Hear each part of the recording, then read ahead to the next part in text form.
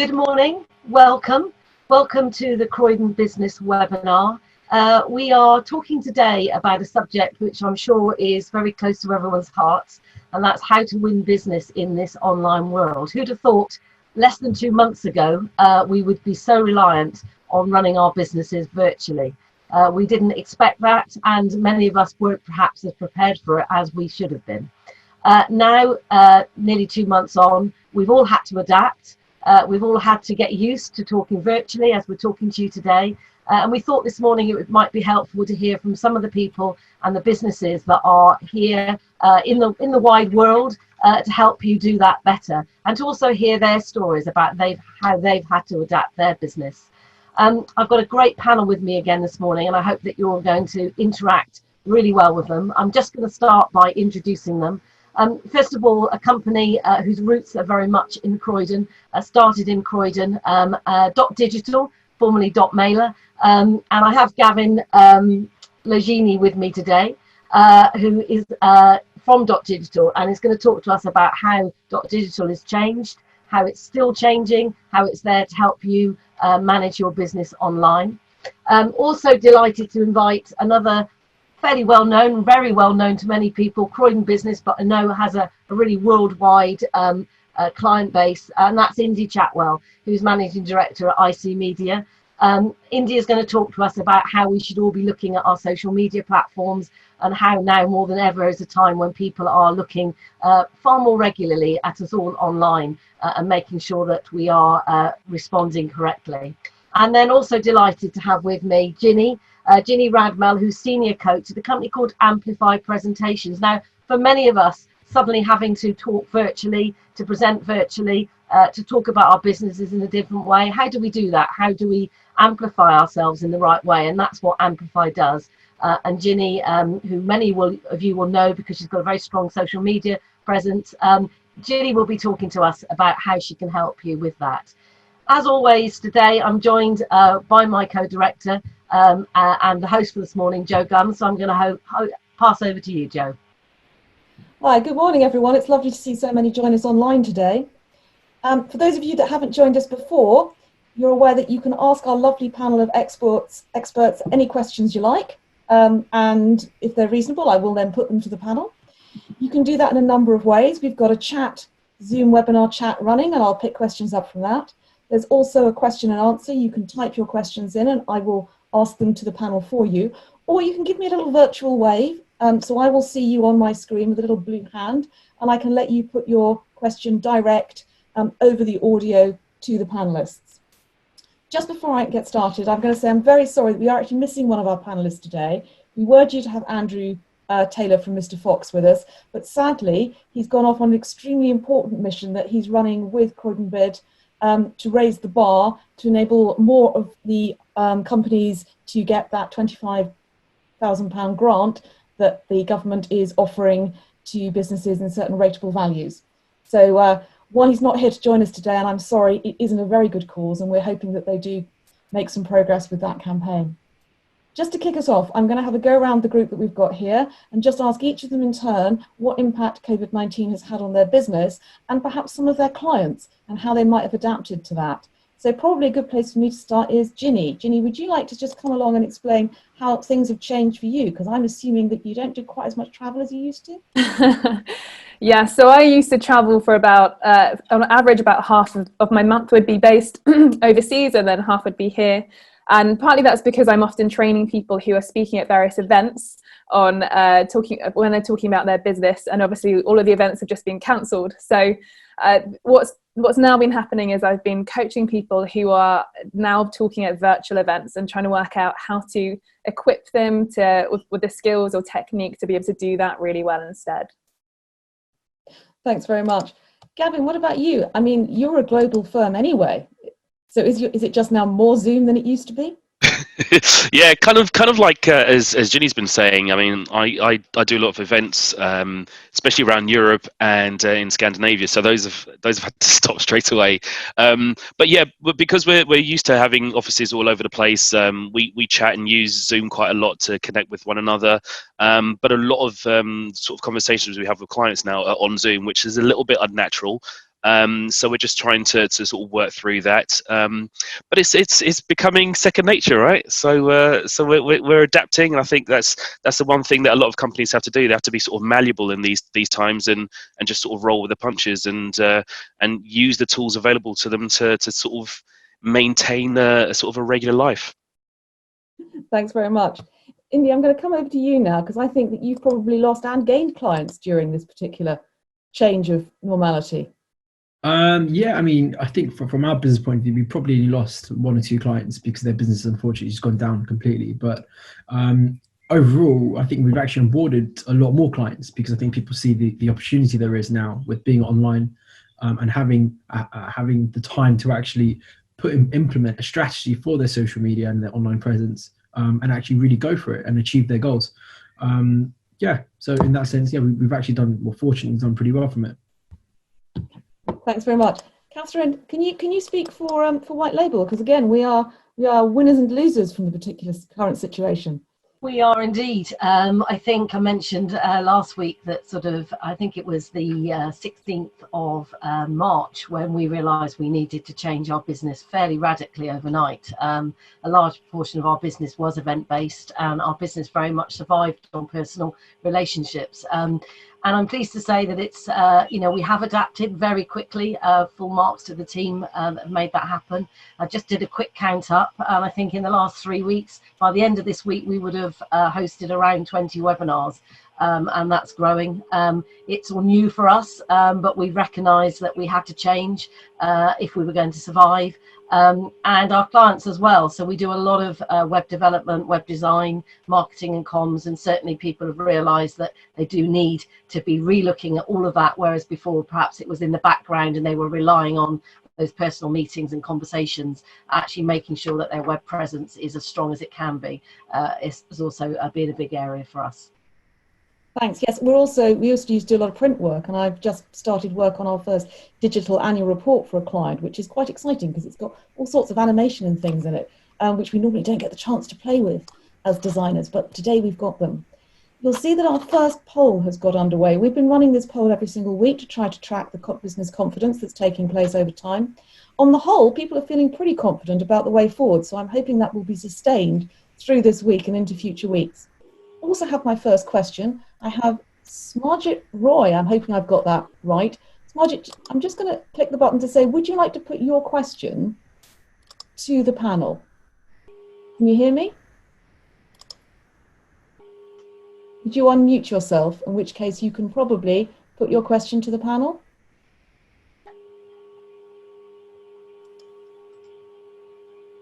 No, I can't unmute you, so I think you must have muted yourself. If you want to give me a wave in the chat when you've unmuted yourself, I'll get you to put your question direct to the panel. In the meantime, if I could ask you, what's the most important thing you think businesses need to do about improving their online presence during the current outbreak? Where would we like to go? Give me a wave, somebody. Who'd like to answer that question first? Okay, Gavin. Yeah, I'll put myself forward for that one. I've been talking a lot about this actually. What companies need to do. I think whereas we used to see a lot of businesses always send out messages from our platform.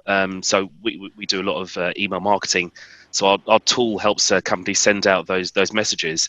Whereas you'd see a lot of messages being all about sort of the sale and getting people to convert. I think now what they're having to do is talk more about the connection and the relationship that they have with those people. So more content is being put out there, stuff that will actually help people connect with you a little bit more. We've seen a lot of these messages coming from CEOs. I'm not sure I agree with that sort of angle, because if the CEO hasn't sent me a message before, why all of a sudden do I need to get one from them now? But just sort of content that helps to connect with the brand. I mean, I talk a lot about things like Patagonia, who have great products, but they also have a cause behind them, and that will be something that you can connect with throughout this. And then when we get out of this as well, there's going to be a reason why I would stay connected to this brand, why I would still listen to them and continue. So I think it's all about collecting as much data as possible on these people, and giving them a reason to actually listen to you and stay connected and stay engaged with you. And as you come out of this as well, use that information that you've gathered, build up some loyalty, and hopefully you can springboard from there. Thanks very much. Indy, would you like to come on this one? Because again, presumably keeping that connection is what social media is all about. Yeah, exactly. I think a big thing is actually is when it comes to your online presence and the content you're putting out there. I think the best thing to do is try and help people out and educate people within your industry and your target audience. And the last thing you need to be doing is selling to people. No one wants to be sold to, especially now. So what I found is that educational pieces and thought leadership pieces are just doing amazing. Yesterday, I posted on my personal LinkedIn just 9 restaurants that have closed down, and just pick 3 that you'd love to save after the COVID-19. And just something really, I brought it back into COVID because it's relevant and it's on trend at the moment. But it's restaurants and it's bars, because that's which everyone loves. Everyone loves a drink and everyone loves food, basically. So it's quite a relevant, trendy post. And I think I've had over 10,000 views on it in less than 24 hours. So it just depends on like the sort of content you're putting out there. I think sometimes you don't even have to talk about your industry. Sometimes what I found is actually people want to, with social media, people want to understand your journey of how you've got to where you are. So you can actually talk about the different milestones that you went through in your journey, different challenges. I don't think you should talk about it all the time, but maybe once every couple of weeks you can do like a throwback post effectively about your journey, because people really buy into that story.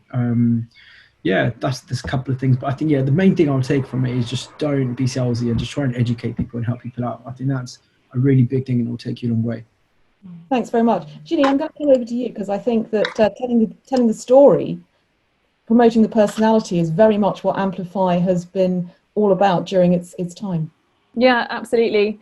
I think my response would sort of be linked to what Gavin and Indy were saying there about giving people a reason to keep listening to you and educating, giving stuff away for free.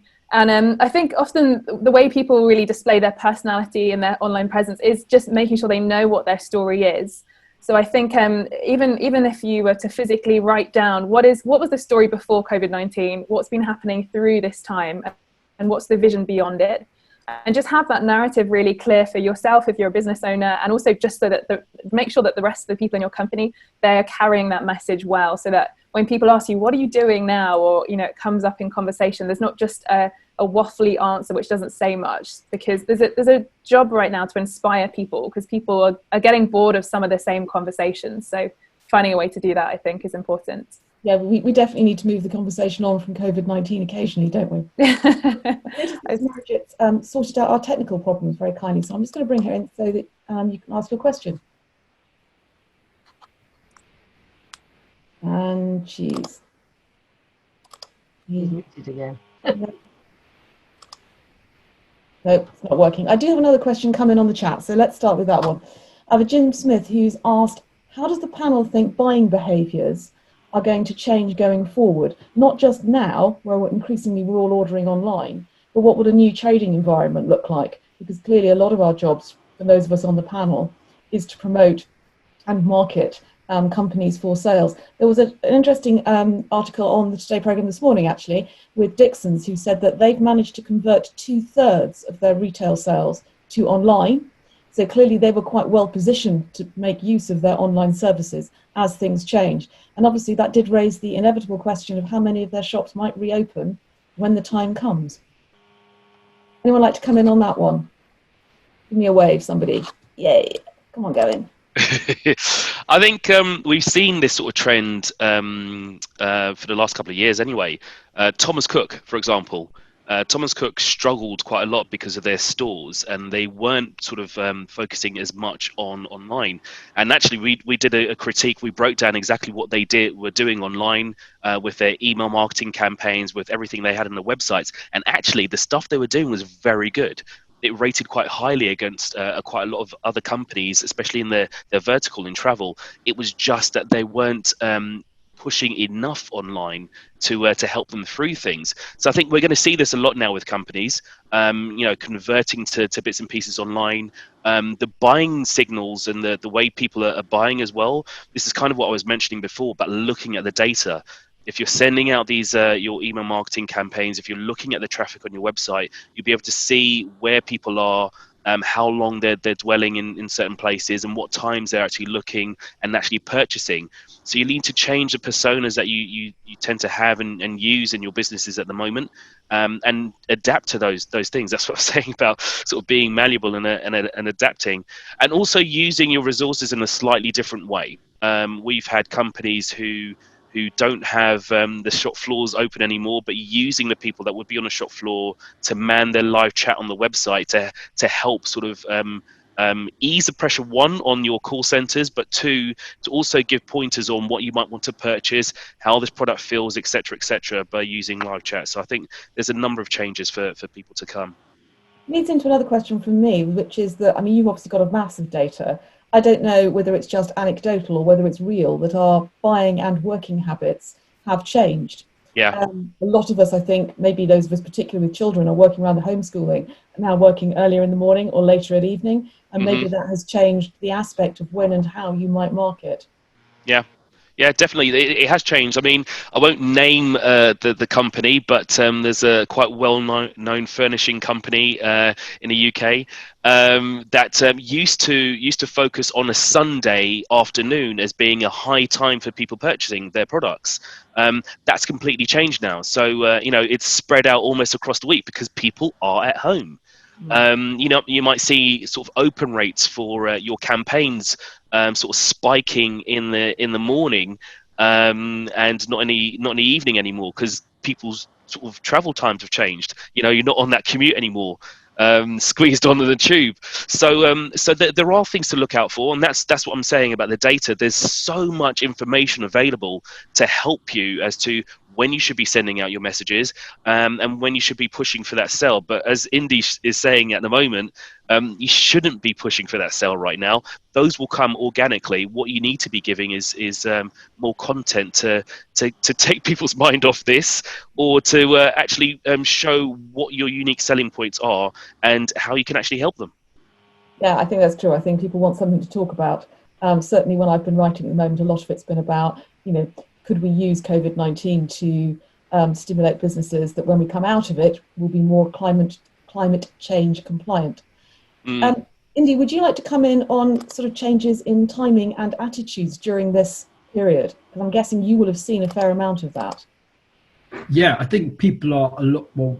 Something we spoke about before this event was people have more time now to be on social media. And something I've really noticed, especially on LinkedIn, is there's a real camaraderie.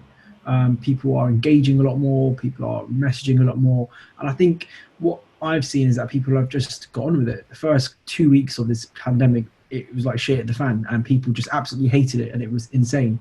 Whereas now, people just got on with it. They realized, okay, cool, it's not the end of the world. We can actually be positive and work as a team. And I found that just building relationships is just really working with prospectives. And I think people nowadays, because they have more time on their hands, are actually a lot more open to conversations online. And it's something that what I found is that if you position yourself correctly and are likable online, you can really get some really great conversations. And then hopefully when all this is over, you can go grab a round of golf with this perspective and hopefully sign them up. That's my plan. I'd like to ask something that's come in from a question on the chat, but also sort of related. We've had a lot of conversations, I think, worldwide about the impact of globalization. But what seems to have happened during the current outbreak is people have become more local, and the personality of your local community restaurant or your local community now pub, which provides food bags for you on a weekly basis instead of providing you with a nice pint, has become much more important. Is that going to be a way in which we need to reflect all our personalities going forward to maximize business? Jenny, could you give me an answer on that one?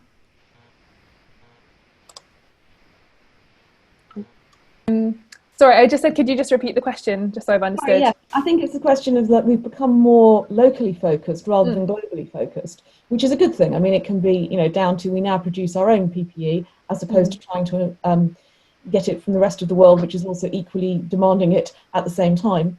And as Gavin mentioned earlier, people are backing their local restaurants. I'm certainly now buying, meat and vegetables from my local pub. I may not be able to go there for a gin and tonic, but I can still support them, and they can still use some of their supplies and continue trading.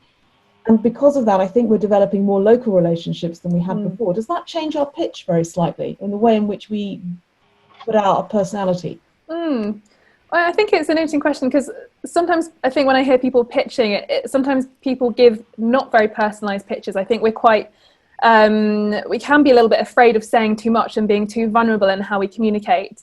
But I think one thing that this crisis has brought out is the need to be a little bit vulnerable and personal in our messaging, because otherwise there's so many people saturating a lot of online platforms at the moment that if you're not giving a unique angle, you probably will get swallowed up in it.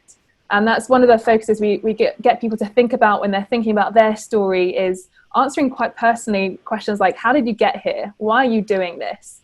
And I think where people can explain their why really well, there's a lot of evidence that it generates a bit of trust as well. You know, a lot of companies explain what they do well and how they're doing it, but I think the why is a trickier one to answer properly. So yes, I think people will hopefully come out of this with a stronger sense of that, which is maybe what's the word, kind of increased by this like localized thing that's happening as well. Thanks very much. Catherine, over to you on this one.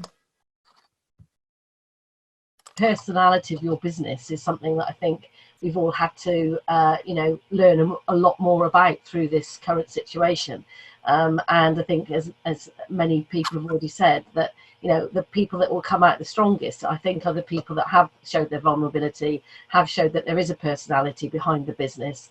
It was very easy back in the good old days to hide behind your business, particularly when things are going well. You can just, you know, it all seems wonderful and you don't have to stop and think, but this has made us all stop and think.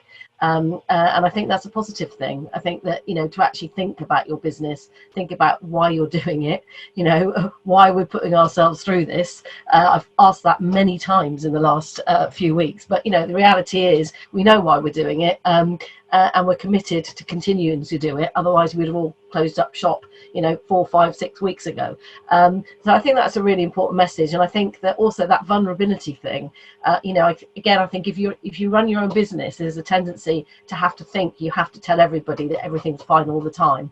You know, you're not allowed to say, oh, actually, we're having a pretty tough month, or actually last year wasn't actually our best year. You know, there's this sort of before where you felt you couldn't say that, but I think, you know, coming out of this, we all need to be far more honest and transparent, so that we can all be open with each other and know who we want to support and who we don't want to support, and who we want to work with and who we don't want to work with. So, you know, in a funny sort of way, there's a positive, I think, that's going to come out of this if we embrace that. I also think in terms of relationship buildings, I've had a lot of feedback that being able to use more Zoom and Teams has been a great leveler. So whereas previously, if you were to attend a networking meeting, there might be a little gaggle of people in the corner who already know each other, and you might be a bit shy.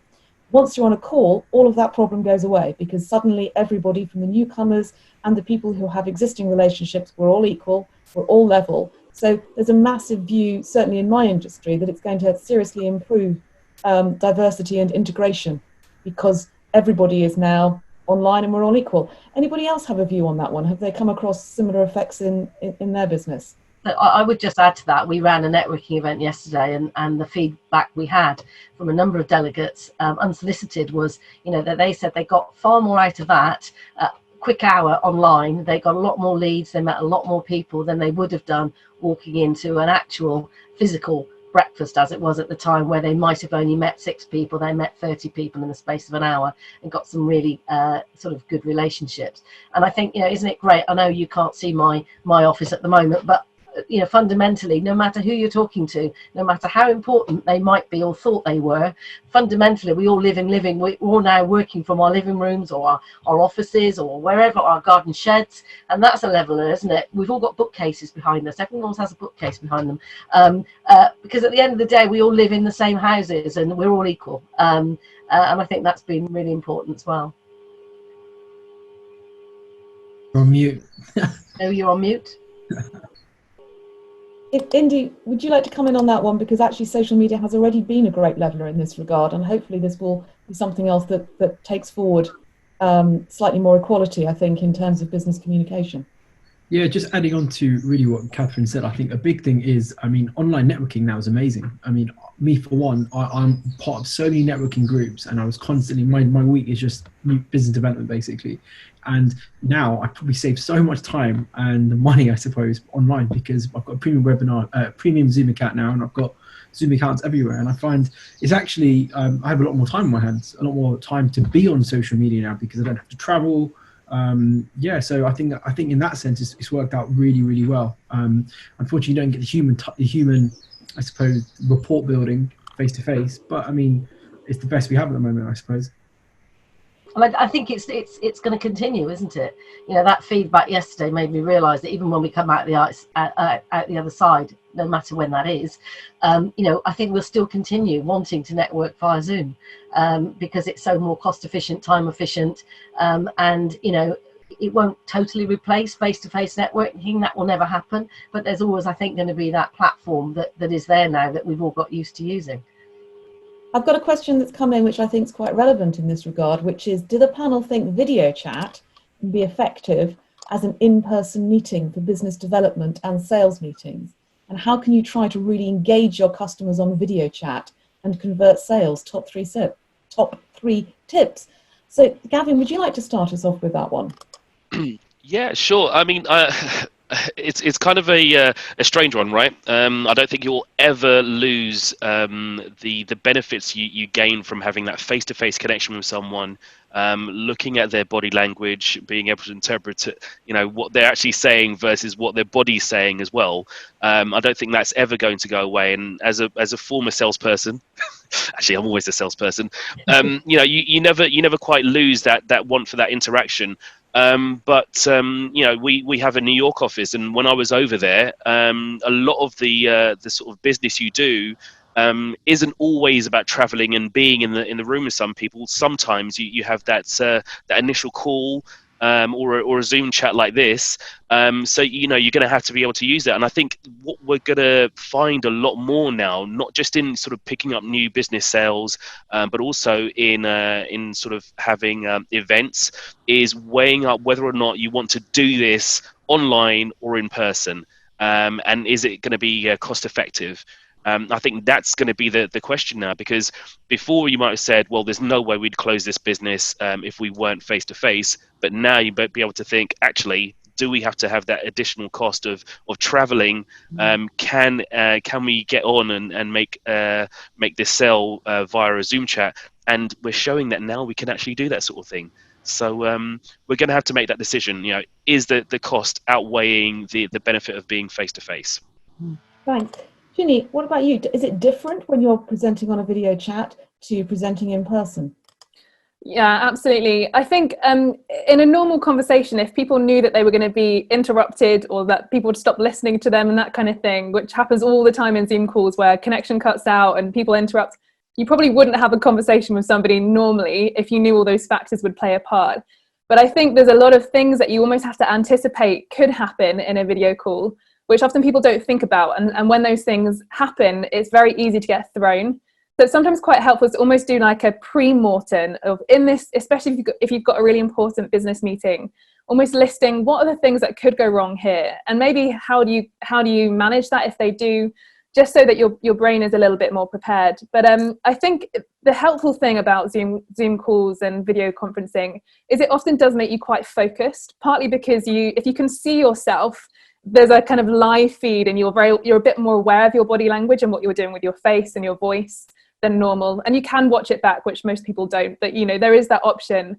And so I think it probably means people are speaking maybe in a way that they're getting to the point a bit more, or they're just a bit more aware of what they're doing with the delivery side of things as well as the content. So yeah, I think it helps. Thanks very much. That probably leads on quite nicely to the next question that we've got here, which is, how regularly should you post social content to avoid overloading people but still maintain your profile? Indy, this seems like it would be an ideal question to put to you to start with. Yeah, I get the question all the time, and I think basically it's really down to you and your brand. I think you never want to post too much. I always say quality over quantity. So I'd rather, especially for example, LinkedIn, which is probably the main platform that a lot of business owners use. I think the biggest fail that a lot of people do is post literally every day, and there's nothing that drives me more crazy than seeing someone who's spammy like that. I'd rather them post once every 1 or 2 weeks, because if you, as I said, I mean, I'd rather you put together quality content than quantity, because if you're posting that every single day, 9 times out of 10 you're probably going to get 1 like, if that, or 2 likes, maybe 100 views. What's the point of that? If you post maybe once every couple of weeks, but real quality content, you're going to get like 10 to 20 to 30,000 views on your post. So that's definitely what I'd recommend. There's different scheduling tools that you can use, so you can actually plan out your posts, which I'd probably recommend to do. But I think you've got to really think about the strategy and how you want to come across. Don't be spammy. Don't be that person. Lindy, I was going to ask about that, using the planning tools, whether that be Hootsuite or whatever. Yeah. I guess going back in time, that seemed to be the quick win, didn't it? You could put program a load of pre-thought out social media posts. How has that changed now? Because obviously people do now have more time, and going back to what you said before about content, there's a danger if you do put it all via a planning tool that actually it's then not relevant by the time it comes out. So how has that changed in what you're recommending? Yeah, so it depends how far in advance you're planning. So some people plan maybe a month or 2 months in advance. I think that's way too advanced. I think you definitely probably, if you are going to plan, you can maybe plan a month or so, but be quite flexible with it. I think monitor the situation when it gets closer to the post. I think it's good to have a structure, but you've got to also be quite agile. So if something happens in the news that week that's relevant to your industry, you've got to talk about it. So you can actually tweak the post or alter the post. So I think it's good to have some sort of structure, and I think it's a good routine to get into, because every business owner goes through that same. If you don't have an agency to work with or don't have a marketing department, every business owner has the same thing. It's a Monday morning or it's a Tuesday morning. Crap, I've got to post something today. What can I post? And that creative mind block hits you. So it's great to have that structure in place beforehand, because you can sort of bounce ideas off. That's probably my advice with it. Is that one of the good reasons that people should consider using content development specialists rather than always trying to do social media themselves? I know personally, when I've been trying to be an editor in my past career, I could be a really good editor's columns for about 6 to 8 months. But to be honest, after that, I was completely out of ideas, and you do need somebody else to bounce off. Indy, what's the view on that? Yeah, I think sometimes as a business owner, your business is your baby, right? And you don't want to let it go. And so you're sort of, you don't really think outside the box when it comes to content, unfortunately. So you actually outsource it to someone else who is quite objective with your thoughts and your opinions. And I think ultimately you're hiring that person to drive you results. So I think take a seat back, obviously have input with it and guide them. But I think leave it to the experts if you have the budget to do so, because ultimately they'll deliver results for you. And I think when it comes to creating content, I just think people, 9 times out of 10, people would prefer to watch the same content in a video than they would reading an article or a blog, because everyone is so lazy nowadays, right? They've got their headphones in, they're on the train coming back from work. If you write like a 2-page blog or put it together in like a 1-minute video, 9 times out of 10 they're going to watch that video. I think so that's really important, the video content side of things. But then also I think just being quite friendly and just being open for a conversation, that's another really big thing. But yeah, I think I'm waffling a bit. I've actually got a great question in, which I'm really going to put around all of you, which is we've been talking here about reaching people through mailers, through social media, through getting our messaging out, through using people as our brand ambassadors, through working through our local community. And someone's said, well, any idea for how to reach new customers during this time? If they're not already on your mailing list or following your social media, how do you get your brand out there? Because obviously traditional networking and events are currently unavailable. Who would like to start off with that one? Indy. I'll give you an example. So I'm really, really active on LinkedIn. I don't post that much. I'll probably post maybe once every 1 or 2 weeks. Recently, I've been posting more because of the COVID. But traditionally, I've already posted not so regularly. But it's been quality content. So every time I put a bit of content out there, I get an inbound lead. And I'm always happy to help people. So I'm always happy to have a one-to-one and give people free advice. And this person basically approached me via LinkedIn. We had a Zoom call. I gave him really good free advice. They went out and actually did it. He delivered on the video content. He did everything himself and did a fantastic job. And only yesterday, so it's about a month later, yesterday he called me up and he said, look, thanks for the advice. I've implemented it, but I'm struggling. Can we pay you to do it? So, and the thing is, I've not even met him before, and we've just onboarded a client. So I think there is a huge potential online to onboard clients. I think it really is just about giving out advice and trying to help people, and I suppose make them realize how hard it is for them to hire you, how hard it is for them to do, so they'll just hire you basically. I think that's worked really well for us. Thanks very much. Gavin, can I go over to you? Because obviously there's been a lot of concern, probably going back last year and the year before, about making sure all our mailing lists are GDP compliant. So how can we increase our mailing reach? I think it's the same sort of tactics as before. I think Catherine mentioned it earlier, is be open, honest and transparent. If you're going to look to collect more contacts, more data via your website, use the tools available to you, but be open about what you're going to actually be giving people. We're going to send you a newsletter, which is going to be, I don't know, weekly. We also have some other updates on particular products or particular verticals. Be open and honest about that. Give people a preference center to be able to choose what they want to receive. To me, it sounds very simple, but I guess there's steps that people don't necessarily think about. The other thing as well is nothing really changes in our sort of industry about how you collect these contacts. I think there's making sure you use the real estate, your website, to collect this data. So either header, footer areas to allow people to sign up, but also pop-ups. I know a lot of people don't like pop-ups. They're sort of intrusive, and they stop you from doing what you're doing, but they're supposed to. They're supposed to stop you dead. But there's supposed to be a bit of a trade-off. I'm stopping you doing what you're doing. You give me your email address, and actually there's going to be some sort of data value trade-off. Make that known so people don't get too offended by you stopping them in their tracks.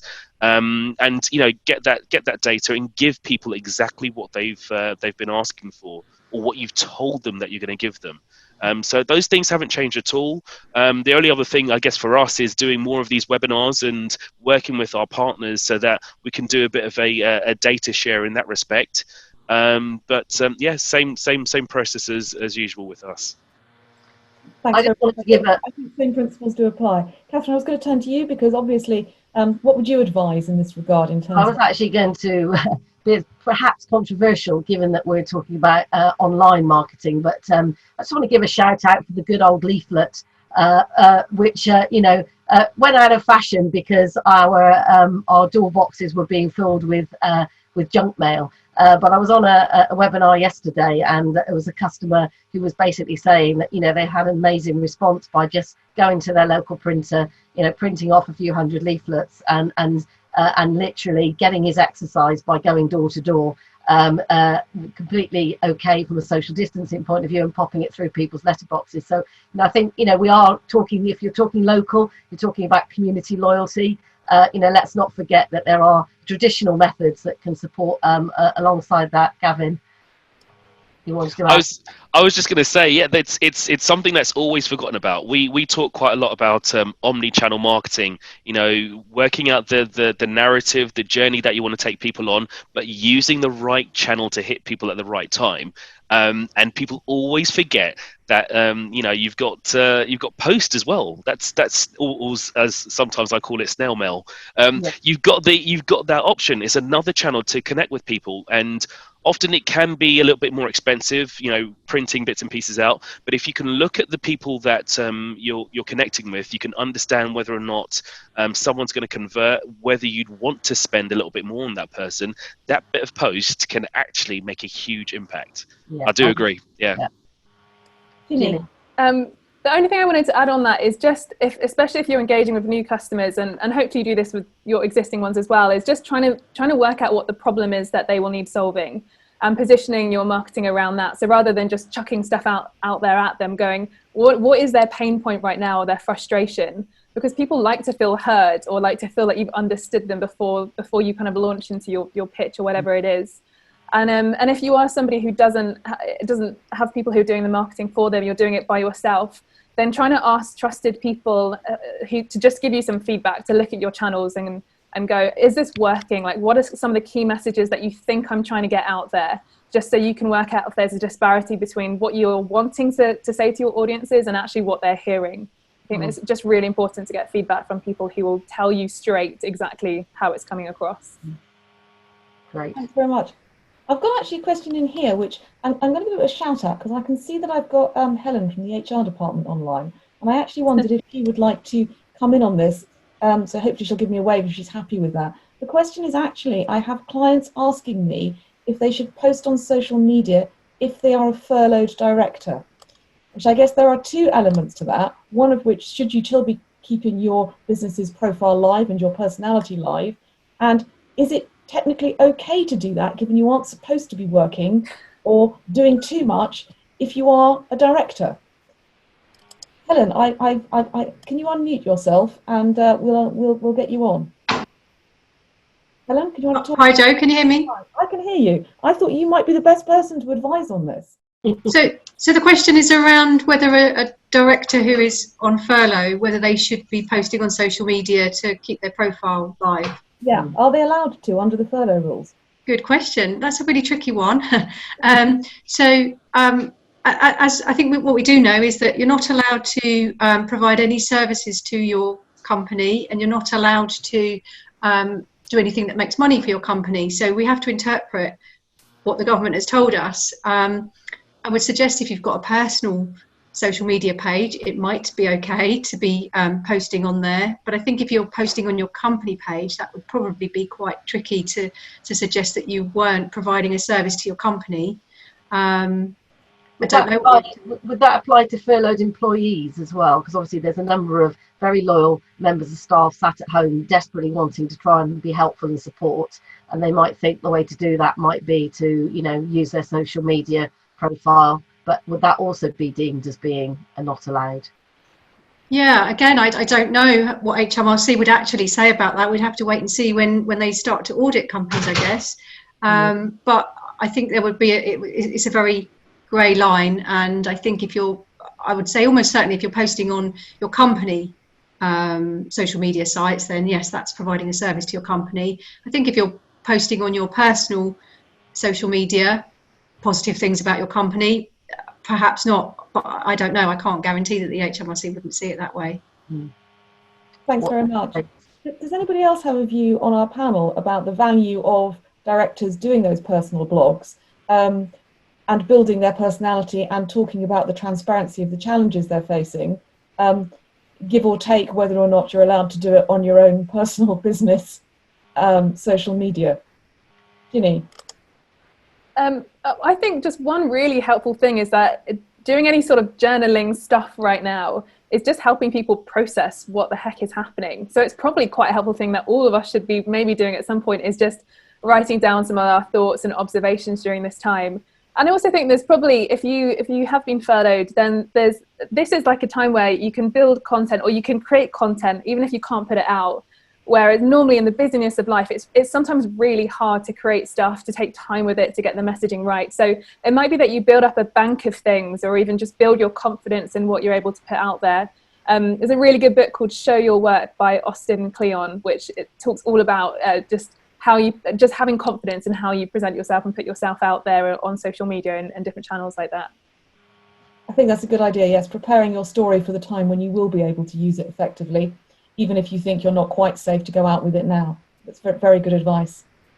I've got a question other that's come in, which is to say, is the panel at all concerned that we might get to a point where we're too reliant on using things like Zoom and other platforms, and we may lose the ability to function and use that body language to communicate in real life again? Does anyone have a feel about that? Catherine, I know that you've always been great at building stakeholder relationships. So are you worried that we're going to become too Zoom reliant? I'm personally not worried, because I miss actually talking to people in real life and meeting people and having that coffee or doing whatever we want to do. And as much as I can appreciate the value of this and believe that this will continue, I think that there will always, in my world, be a need to do that. I think there is a danger maybe for people that don't have that outgoing personality or that outgoing nature, that they might be tempted to hide behind and think it's okay. to just carry on like that. But I think, you know, we're all going to be desperate to get back to some sort of new normal, and for everyone that's going to be about building and meeting people again in real life. So I think it's just being aware that there needs to be that balance, and if you're the type of person that actually feels more comfortable, you know, being online and not being out and about, you know, you should just be aware of that. The other thing is that, you know, I've said myself in the last couple of weeks, you know, how great it is not have to do that commute. And, you know, I used to spend a lot of my time on, you know, the London Underground, going to client calls across the other side of London. It would take me twice as long to get there as the meeting would actually take that I was there. So actually, you know, recognising that there is, I suppose, the right balance again with that, because it would be very easy to think, you know what, I don't need to do that journey ever again. I'll just always talk on Zoom. But the reality is it's got to be a balance, I think, of getting that right moving forward. Yeah, I know there is always a need to establish that personal relationship at some point, even if you don't need to do all of the meetings live. Maybe that you could do a proportion of them live and a proportion by Zoom. So I think there might be more of a balance going forward. Certainly our subsistence and travel budget has decreased enormously in the last 6 weeks. Anyone else like to come in on are we using Zoom too much? Are we too reliant on the online world? I'm going to look at Gavin and Indy there. Are we too reliant on your worlds to communicate? All right, okay. I don't think we're going to be too reliant on it. I think, especially as we've been cooped up for 6 weeks plus, everyone's going to be really eager to get back out and see people, let alone just get to the pub and have a couple of beers in a pub garden or something. But I think that, as I said before, we're just going to think twice about going on that meeting, getting on the plane, getting on the train to go and see a client, when actually we can just have that call. Not every time it's going to be the best option, but I think we should weigh up the costs, as I was sort of saying before. But also, I think the benefits of sometimes working from home, sort of mentally, can be quite impactful. You know, just being able to be at home and, you know, not have to travel out and get on that daily commute every day, I think sometimes can help boost your sort of mental output. So I think there is going to be a change, but I don't think ever we'll sort of rely on Zoom calls. I think there'll just be fewer face-to-face meetings, because we know that we could actually just jump on a call. Thanks. Ginny, what about you? Because, I mean, are you going to replace all those flights to exciting places to train people face-to-face with Zoom calls? I suspect not.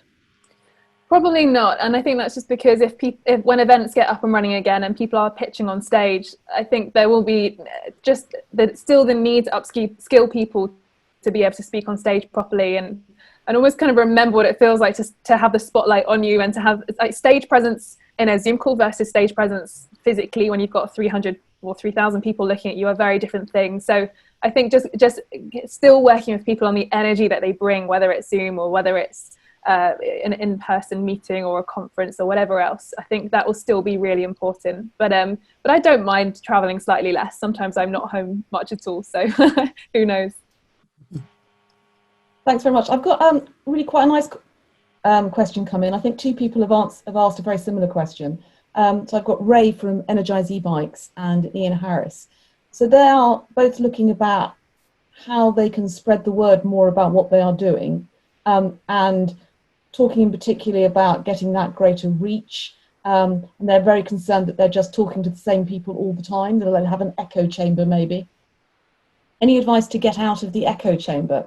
Indy, what do you have to spread the word and get out of the echo chamber of just talking to the same people all the time? Yeah, I think sometimes you probably got to change up the content. I think if you're just getting the same sort of engagement and you're sort of hitting that block, I suppose you've got to change up the content, do something different. You don't always have to talk about your industry. You don't always have to talk about what you're doing yourself, because it's not all about me. And I think anyone who's like that online is just probably stick to Instagram. I think if you're going to be on, for example, like LinkedIn, I assume he's talking about LinkedIn there. I think, yeah, definitely try and change it up. Talk about what's happening in the industry. Talk about what's relevant to your target audience. But then, yeah, just talk. I mean, an example I said earlier was yesterday I did a post about restaurants and about which 3 restaurants I'd like to save. It's completely irrelevant to what I do as a business, but it's just a fun bit of content that people can engage with. And I think the more engagement you get, the more comments you get on LinkedIn, the more likes you get, the bigger reach you get, and hopefully the more it will just reach out to more people and potential perspectives. And as it organically grows, you'll get a much bigger reach. But I think you have to have an engaging bit of content with it.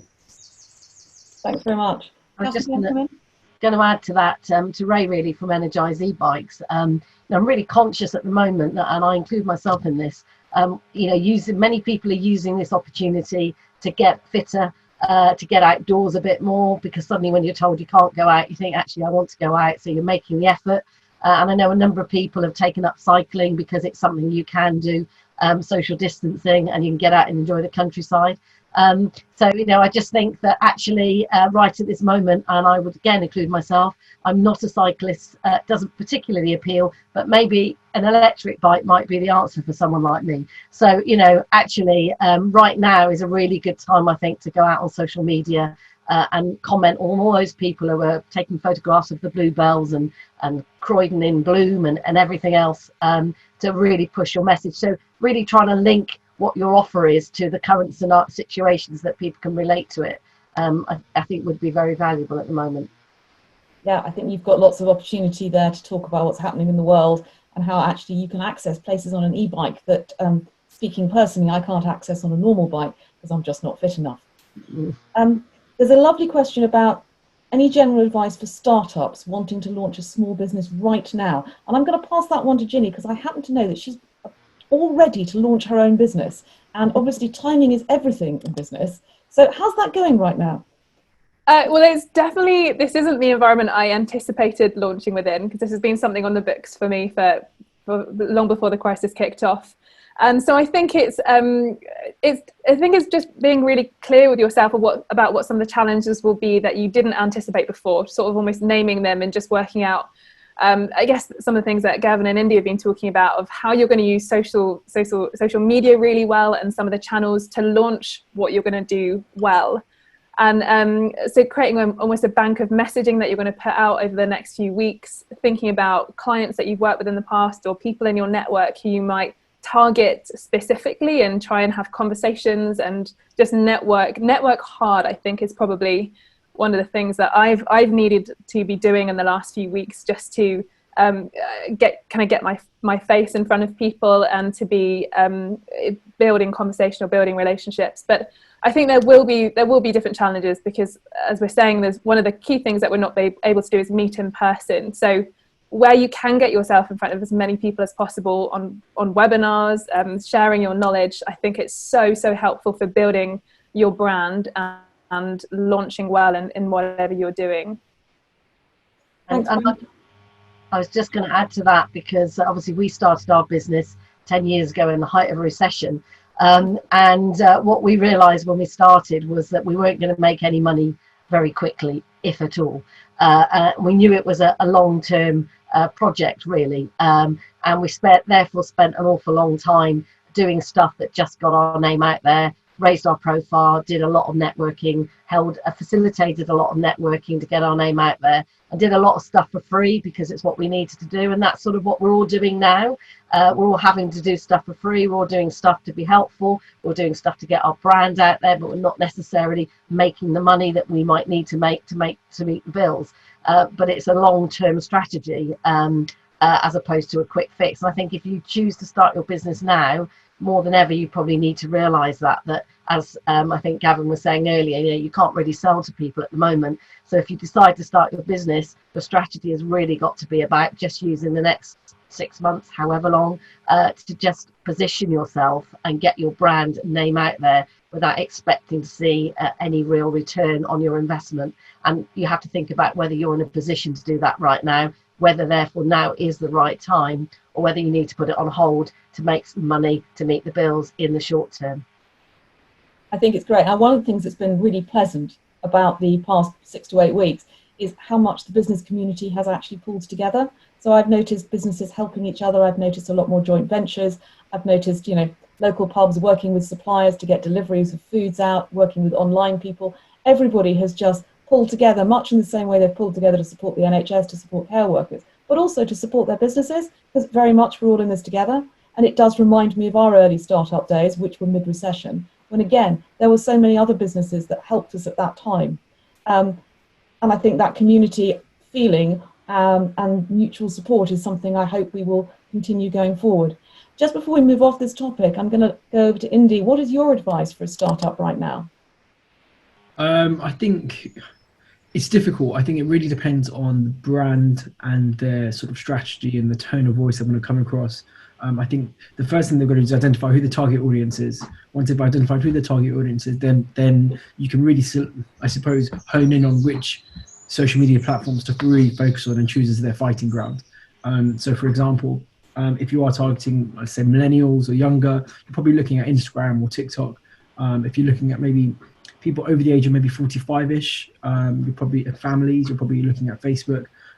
If you're looking at businesses and actually looking to target actual direct businesses, you're looking at LinkedIn.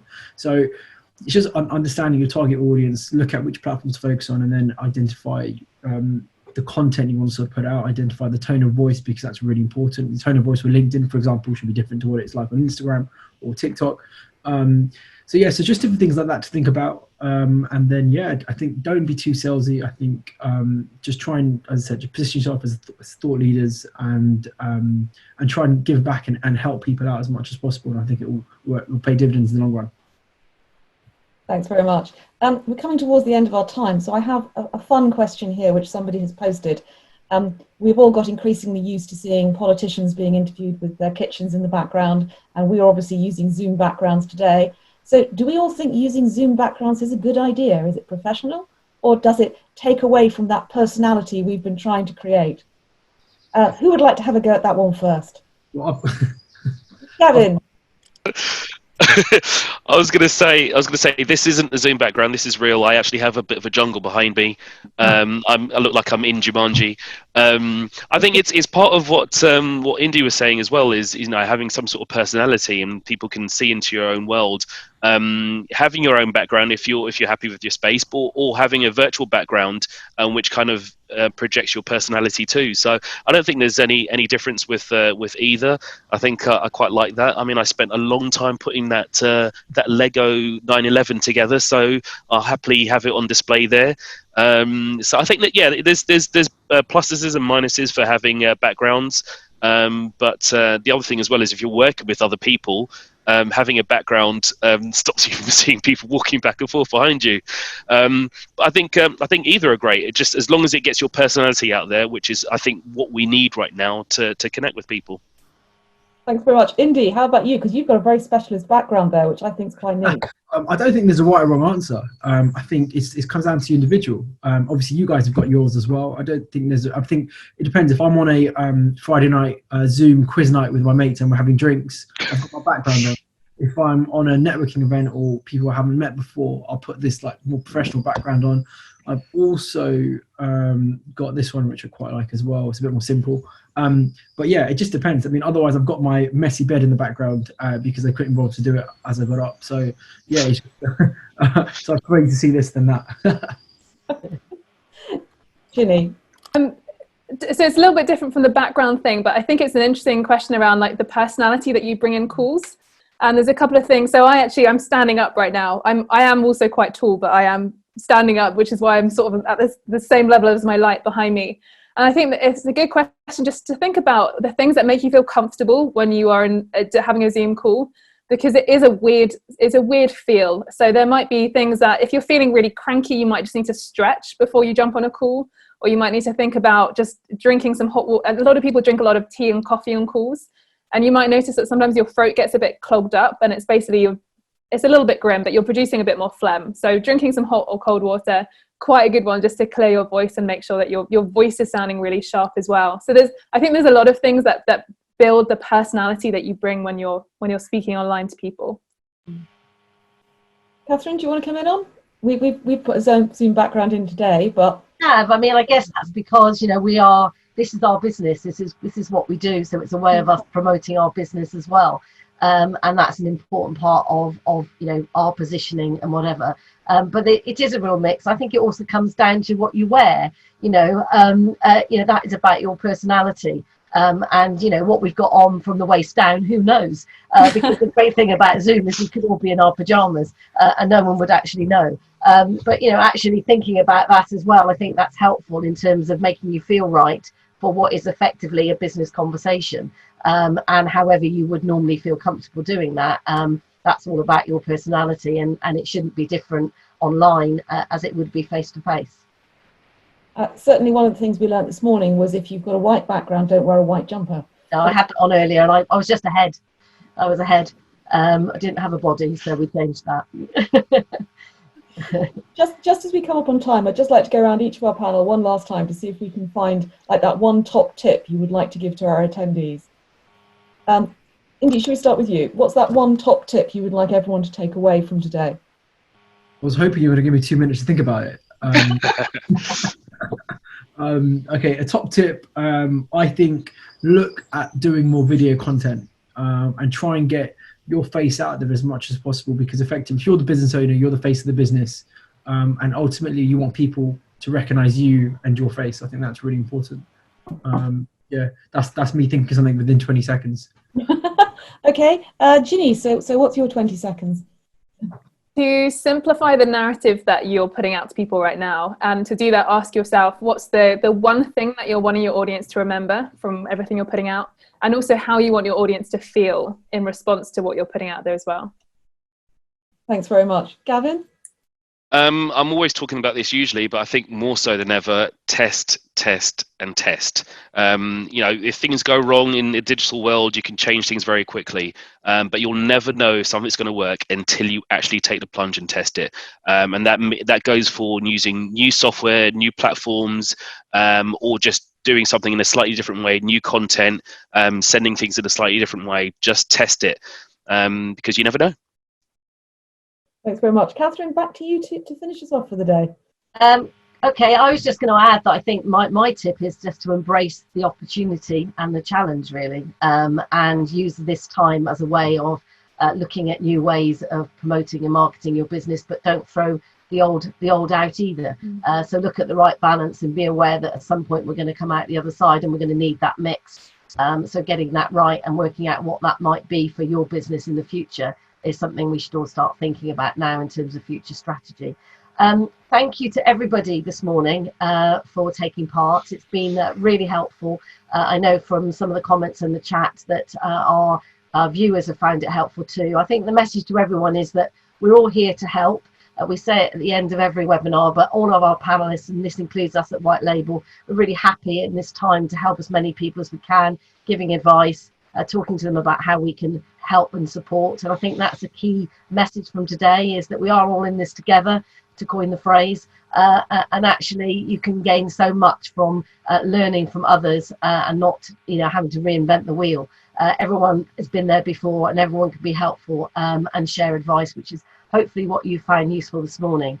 So thank you to everyone that's been watching. Thank you to our panelists. We will be sharing their details after this, and this video will be available on the White Label YouTube channel for anyone that wants to relook at it, or if you want to pass it on to other people. So thank you very much. We'll be back again next Wednesday at 10. In the meantime, stay safe, stay well, and have a good Wednesday. Thank you. Thanks all. Bye. Cheers. Bye. Bye.